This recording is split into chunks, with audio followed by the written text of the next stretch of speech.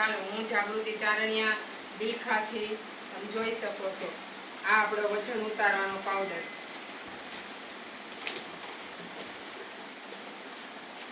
આ બધો જાય છે આપણે ભાવનગરમાં હંસાબેનને ત્યાં. જે કોઈને જોઈ તે હોલસેલ અને રિટેલ બંને મળશે. આ આપણા નાવાના સાબુ છે. હાથ પગ કાળા થઈ ગયા હોય તેની માટેના આ સાબુ છે. આ આપણા માથું ધોવાના સાબુ છે. વાળ ખરતા હોય, ખોડો હોય તેની માટેના આ સાબુ છે.